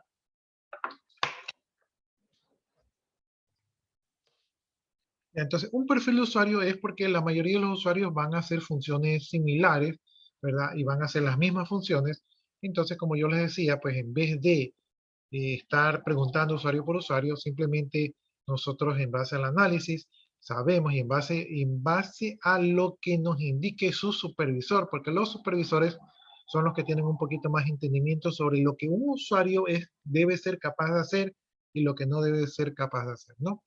Entonces nosotros ya sabemos lo que hace cada perfil de usuario, ¿verdad? ¿Qué es lo que debe hacer? Entonces un perfil de usuario pues es un usuario de caja, ¿verdad? No existe físicamente, pero está definido su rol, ¿verdad? Y este rol va a tener una serie de permisos y de esta manera simplemente cuando llegue un usuario, el usuario Juan va a trabajar en caja, le damos el perfil de caja y de esta manera ya tiene todos los permisos sin que nosotros hagamos una gestión complicada. Ya, ahí estamos viendo la parte que dice usos. Como ya lo mencionamos, el uso de perfiles ayuda mucho para la mejor administración, es de gran utilidad. También permite, dice, para documentar y comunicar información recopilada por el estudio de mercadeo. Ya, bueno, aquí ya está yéndose un poquito a cosas más técnicas. Dice que también sirve para poder desarrollar las historias de usuario. Las historias de usuario es una metodología que nos ayuda a hacer análisis.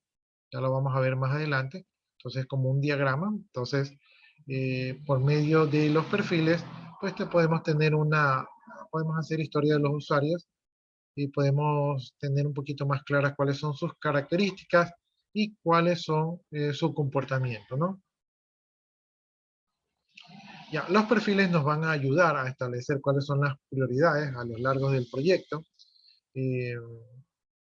Pues podemos segmentar según el tipo de usuario y según el tipo de usuario podemos darle nosotros mayor prioridad a lo que nos están solicitando, ¿no? Por ejemplo, si yo tengo un usuario ejecutivo, ¿verdad? Probablemente a él tengo que darle la mayor prioridad y de ahí tengo que escuchar al usuario supervisor porque él sabe la parte operativa y finalmente el usuario operativo le tomo en consideración, pero realmente tengo que analizar si lo que me está pidiendo es útil para los objetivos de la empresa o no. Entonces tengo mis usuarios segmentados, ¿verdad?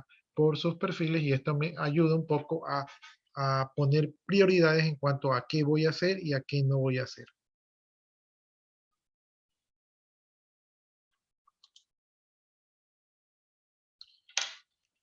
Ya, dentro de la parte del diseño, cuando yo ya estoy hablando en la parte del diseño, yo tengo que tener claro los siguientes aspectos, ¿no? Entonces yo, antes de producir algo, yo tengo que tener en claro cómo voy a manejar los nombres de usuarios, ¿no? Entonces, es muy probable que yo ya tengo que tener identificado cuáles van a ser todos los usuarios que van a trabajar con el nuevo sistema, ¿no? Entonces, yo tengo que saber quiénes van a trabajar con el nuevo sistema, tengo un inventario de usuarios. A estos usuarios tengo que asignarles un nombre. Estos nombres deben de ser únicos, porque, por ejemplo, si yo soy el usuario Jorge y hay otro usuario Jorge, ¿cómo sabemos cuál de los dos está haciendo algo en el sistema si nos llamamos igualitos, ¿no? Entonces, tiene que existir una identificación única de usuario, ¿no? Para poder realizar esto, la mayoría de los diseños de sistemas se utiliza una convención de nombre para poder crear cuentas de usuario. Entonces, consideren esto de aquí. No se crean los usuarios porque a mí me gustó que los usuarios utilicen nombres de los meses, ¿verdad? Entonces, como yo me gusta que los usuarios utilicen nombre de los meses, le digo que ese es el nombre de los meses. No, generalmente esto es una decisión en la cual se utilizan nombres, pero estos nombres tienen una estructura, ¿no? Entonces, estamos hablando del convenio de nombres. El convenio de nombres nos va a ayudar a resolver varios problemas, a no tener problemas, ¿verdad? Los convenios de nombres pueden ser simples. Por ejemplo, si yo estoy haciendo un usuario para 5 personas, de repente el convenio de nombre puede ser que sea el nombre, ¿no? Que uno se llame Jorge, que el otro se llame Juan, que el otro se llame Marta, que el otro se llame María. Entonces podría ser así de simple, aunque yo no utilizaría ese convenio, pero podría ser así de simple, ¿no? O pueden ser muy complejos. Por ejemplo, en el instituto, creo que el nombre de usuario utilizaron la cédula. Entonces podríamos decir que la cédula puede ser más o menos compleja, ¿no? Ya, y generalmente el convenio de nombres pueden ser confidenciales. Es decir, que a mí me dicen tu usuario va a ser Jorge 123, entonces no compartes a nadie tu nombre, entonces pueden ser confidenciales, ¿verdad? Para que evitar un poco o tratar el tema de la seguridad. Bien, los convenios de nombre pueden considerar los siguientes factores. Entonces, como ya lo mencioné hace un momento, el tamaño de la organización. Si tengo muchos usuarios, los nombres se me podrían repetir, ¿verdad? La estructura de la organización. A veces, en base a la estructura, yo podría dar los nombres de usuarios. Esto podría ser bueno o malo. Por ejemplo, yo podría crear usuarios como si son del área de venta, ventas 1, ventas 2, ventas 3. Si son del área de bodega, bodega 1, bodega 2, bodega 3, ¿verdad? Entonces podría dar los usuarios de esa manera, pero después vamos a ver que no es muy conveniente. Por la naturaleza de la organización, por ejemplo, si es una organización militar, podríamos poner capitán, soldado, sargento, ¿verdad? Cabo, etcétera, etcétera, ¿no? Entonces, podemos crear los nombres según nos parezca lo más apropiado. Por ejemplo, aquí tenemos algún convenio de nombre, entonces, si utilizamos el convenio del primer nombre, los usuarios podrían ser Jorge, Carlos, Pedro, etcétera. Si utilizamos el convenio del apellido, podrían ser Pérez, Obregón, Ramírez. Si utilizamos la primera inicial seguido del apellido, podría ser J. Pérez, C. Obregón, P. Ramírez, ¿verdad? Si utilizamos el apellido seguido de un código del departamento, podría ser Pérez 029, Obregón 454, y así sucesivamente, ¿no? Lo que tenemos que considerar es que tenemos que tratar de evitar las colisiones, es decir, cuando los nombres de usuarios se repiten, ¿verdad? Y ¿qué vamos a hacer en el caso que ocurra, ¿no? Entonces, por ejemplo, si tenemos colisiones, podremos agregar un número secuencial como Pérez, Pérez 1, Pérez 2, así sucesivamente. No es el mejor de los convenios. También podemos agregar datos específicos del usuario, ¿verdad? Como Pérez, como E. Pérez, como EK Pérez, y así sucesivamente. Tampoco es muy descriptivo. Y podemos añadir información adicional de la organización, como Pérez 029, como Pérez 454, que tampoco me parece muy agradable, ¿no? Entonces, tenemos que tener en claro qué vamos a hacer si los nombres se repiten, ¿verdad? Hay que considerar que si utilizamos esas convenciones, y aunque no debería ocurrir, a veces los usuarios piden cambio de nombre, ¿verdad? Entonces, cuando se cambian los nombres, esto tiene impacto, por ejemplo, en los correos electrónicos, ¿verdad? Por ejemplo, si yo soy Jorge y de repente viene otro usuario que también se llama Jorge y le ponen Jorge 1, y alguien envía un correo y no sabe si es a Jorge o a Jorge 1, entonces le puede enviar a Jorge 1 un correo que era dirigido a mi persona. Entonces pueden ocurrir muchos problemas y estos problemas pueden ser graves. Por ejemplo, un correo que no me llegó, que era importante.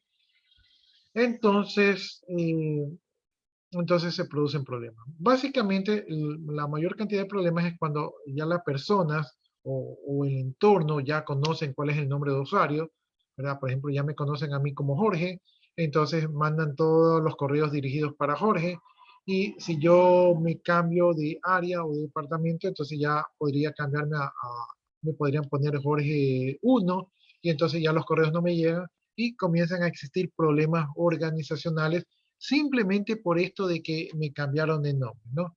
Entonces, esto parece que no es un problema grande, pero un correo que no se lee o que no llega son grandes. De hecho, miren, aquí nomás en el instituto tenemos un ejemplo de esto. En el instituto nosotros manejamos un correo personal, ¿verdad? Y luego nos pidieron manejar un correo institucional. Entonces, yo he visto que hay algunos casos de docentes donde las personas no se han enterado que ahora están utilizando el correo institucional y le siguen enviando información al correo personal y no se enteran, ¿verdad? Yo mismo he sufrido de eso porque a mí me han enviado información a un correo que ya no estoy utilizando y entonces no me entero de que hay reuniones o que hay cambios o alguna documentación que sea importante, entonces mi trabajo se entorpece. Muchas veces yo me he visto a última hora y ¿qué? Eso hay que hacer porque no me había enterado porque el correo no me llegó. Entonces los problemas que se causan son graves y la idea es que nosotros somos profesionales y que nosotros no deberíamos permitir que ocurran este tipo de problemas. Este tipo de problemas debería ocurrir en empresas poco organizadas, pero a nosotros no nos debería de ocurrir, ¿no?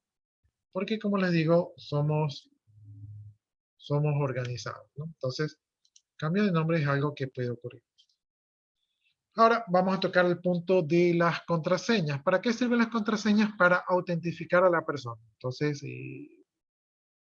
la idea es que no cualquiera use el sistema, los sistemas permiten manipular información y esto es sumamente delicado, ¿no? Entonces ustedes como analistas de sistemas son responsables, ¿verdad?, de garantizar la seguridad de la información y parte de eso es hacer un buen uso de contraseñas, ¿no? Vamos a hablar entonces sobre las contraseñas. Las contraseñas tienen que ser confidenciales, es decir, mi contraseña no puede ser utilizada por otra persona. No tengo tiempo, pero creo que sí les comenté de un compañero de otra institución que utilizaron la contraseña para hacer algo indebido y él quedó comprometido por eso allí. Entonces, las contraseñas no se prestan, ¿verdad? Incluso aquí en las normas de los alumnos dicen que los alumnos no pueden prestar la contraseña del aula virtual porque son responsables de todo lo que hagan con esa contraseña. Ya, las contraseñas tienen que ser difíciles de adivinar. Por ejemplo, yo suelo utilizar contraseñas de 1, 2, 3. Entonces, ¿quién no va a probar 1, 2, 3? O contraseñas del nombre de la mascota o cosas así, ¿no? Entonces, las contraseñas tienen que ser difíciles de adivinar, ¿verdad? ¿Por qué tienen que ser difíciles de adivinar? Porque hay un ataque que se llama el ataque de fuerza bruta, que es un ataque que se conectan a un sistema y hay una base de datos de las contraseñas y comienzan a meter una que otra contraseña. Como la velocidad de procesamiento de las computadoras es alta, pues en un minuto pueden probar 1000 contraseñas y a fuerza bruta pueden ingresar a un sistema si las contraseñas no tienen una buena política de seguridad, ¿no? Déjenme ver cómo estamos con la hora. Ya, nos quedan 5 minutos, entonces nos vamos a quedar hasta allí. No sé si alguno de ustedes tenga alguna pregunta, alguna inquietud, alguna anécdota.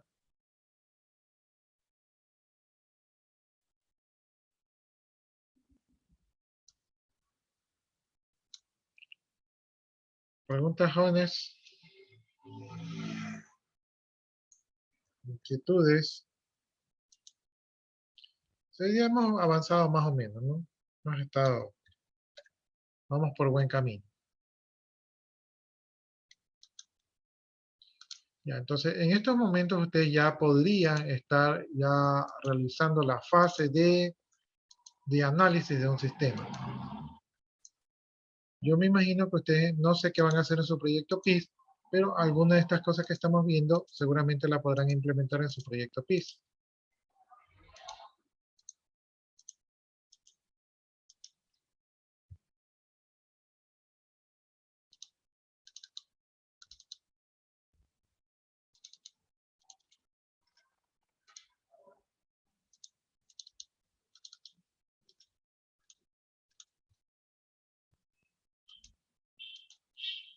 Preguntas, inquietudes, jóvenes. Ay, se me tenía todo listo para borrar, se me dañó lo que estaba haciendo. Ya, entonces nos quedamos hasta allí, jóvenes. Yo ya copié su asistencia, entonces termino la grabación y procedo a desconectar. Muchas gracias y muy buenas noches. Licenciado, pero, o sea, yo no puse el nombre en el Zoom, solamente entré a la página, el aula virtual y anoté mi asistencia ahí. No pasa nada, ¿no?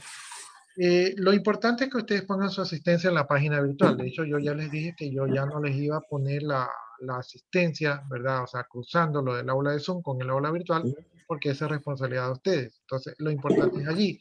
Pero siempre, siempre es conveniente tener los dos parámetros, porque imagínense que, imagínense lo que pasó en el periodo anterior. En el periodo anterior, tenía un alumno que decía que siempre venía a las clases virtuales y me llamó la madre de familia y me dijo, oiga, mi hijo está mal, él siempre asiste a sus clases. Y yo le pregunté cómo se llama su hijo, y ella me dijo cómo se llamaba el hijo, y yo lo busqué en la bitácora y yo le dije, oiga, pero su hijo no ha asistido a clases, o por lo menos no ha puesto el nombre aquí, ¿verdad? Entonces, como su hijo no había puesto el nombre, pues no sé si no lo habrá puesto o no asistió. Yo pensaría que no asistió. Entonces la madre pues se puso así muy, muy triste porque se había dado cuenta que el hijo no estaba asistiendo a clases virtuales.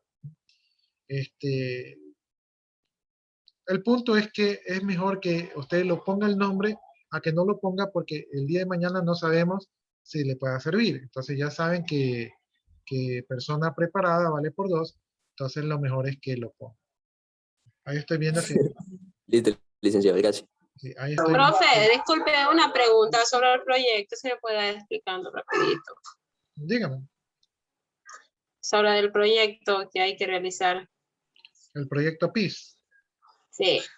Ya, yo no soy el tutor de ustedes, ¿o sí? No, no me he enterado. No. Yo no soy el tutor de ustedes, pero,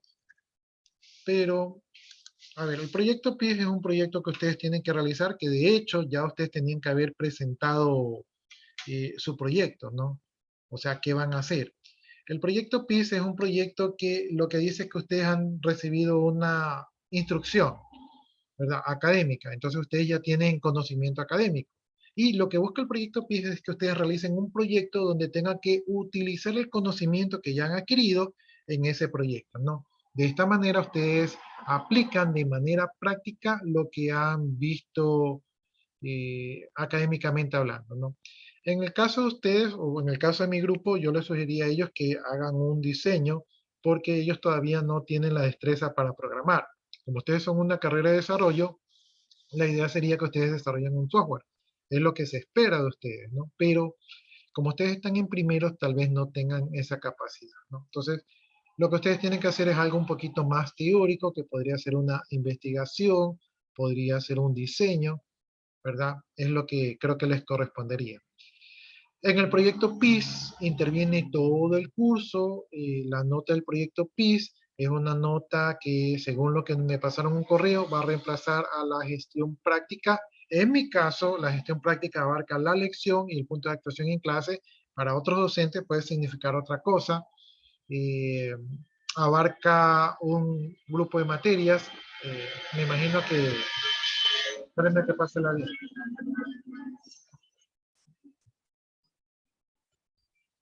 Me imagino que las materias que abarcan es análisis y diseño de sistemas, o sea, está aquí, introducción, me parece introducción a la informática que ustedes tienen, y la otra materia es lenguaje C. Son las tres materias más fuertes que reemplazan la nota. Digo yo porque a mí me pasaron ese correo, entonces yo asumo que para ustedes es lo mismo, ¿no? O sea, las mismas materias. Entonces, en esas materias ustedes van a reemplazar la gestión práctica. ¿Qué más les puedo decir? Participa todo el grupo, son 3 puntos. Rápidamente hablando, les van a calificar un documento. El documento tiene que ser en formato de artículo, o sea, en formato paper. Hoy día con mi grupo estuvimos viendo que tienen que utilizar las normas APA, y tienen que escribirlo a un interlineado sencillo, letra Times New Roman, tamaño 12. Hay un formato, tiene que ser tipo artículo, probablemente su trabajo deba de constar de 12 a 18 páginas, ¿verdad? Hay requisitos en cuanto a tamaños de letras, títulos y todo eso que si ustedes gustan, ¿cuándo tenemos clase? El El lunes que viene. Ya, si ustedes no les han facilitado, yo tengo formatos viejos, les podría facilitar esos formatos viejos para que se ayuden. ¿Qué más les puedo decir? No sé si tengan alguna inquietud ustedes. Ya, tienen que exponerlo. Entonces, tienen que exponerlo y documento es el 50% de la nota y exposición es el otro 50% de la nota, ¿verdad? Y todos deben de participar porque su tutor, que no sé quién será su tutor, va a calificar su participación. Entonces, si hay un compañero suyo que no ha participado, puede perder los 3 puntos, ¿sí? Entonces, todos deben estar involucrados allí. No sé si les aclaré dudas, si tienen alguna pregunta más, con todo gusto les respondo.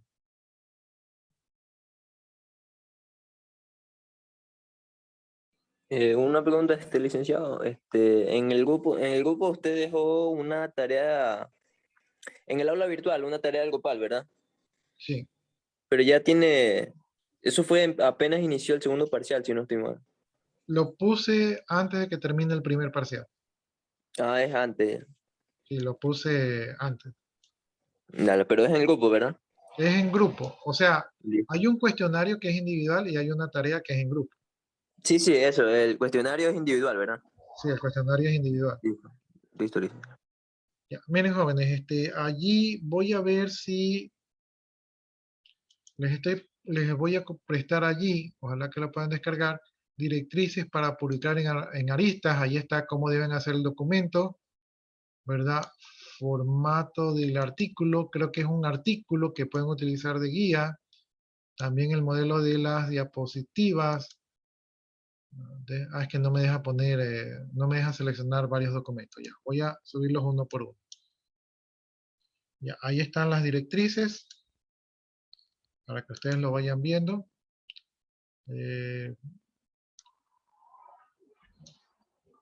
Formato del artículo, entonces ahí también lo pongo para que lo vayan viendo.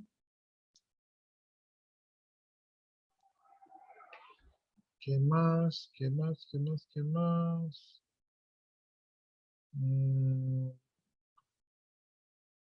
Allá el modelo de las diapositivas.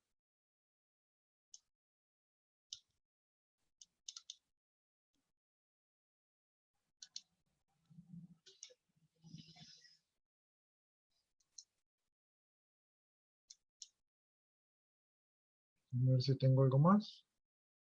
Informe, modelo, planificación.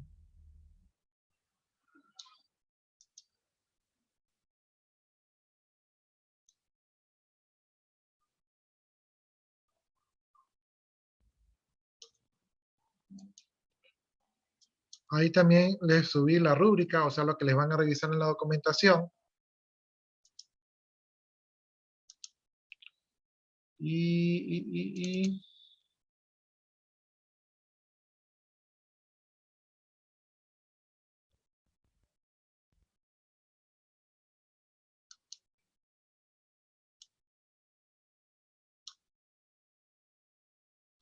ahí lo que les van a tomar la sustentación. Entonces, esos documentos yo les facilité al otro grupo.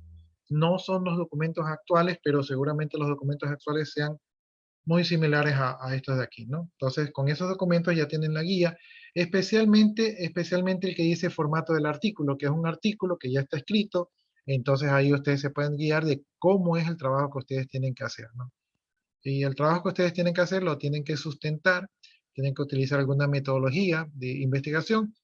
Se esperaría que desarrollen un producto, pero si en su grupo no hay desarrolladores, entonces tendrían que considerar algún tipo de investigación o algo que tenga que ver con sus conocimientos.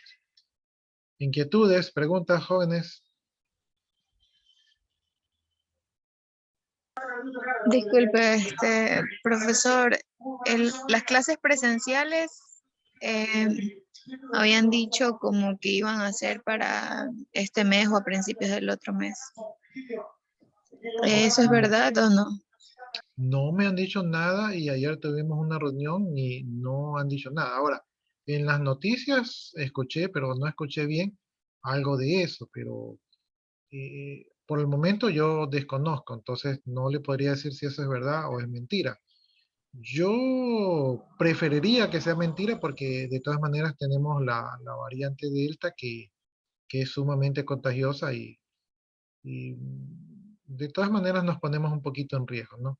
Aunque también sé que el gobierno, o sea, todos los gobiernos del mundo de alguna manera están buscando ya reactivar la economía, entonces como que dicen que no nos podemos quedar escondidos todo el tiempo, ¿no? Pero yo, la verdad que yo preferiría que todavía hasta ver bien qué pasa con esa variante, todavía guardemos el distanciamiento social, pero si eso disponen, habrá que ver qué se hace, ¿no? Pero oficialmente en los grupos de profesores no he escuchado comentarios ni nada de eso. Entonces, no, oficialmente no he escuchado nada. ¿Alguna otra inquietud?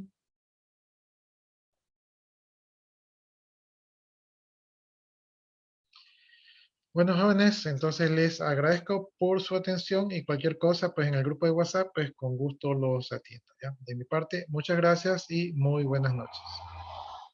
Listo. Nos vemos, licenciado. Buenas noches, profesor. Buenas noches. Buenas noches.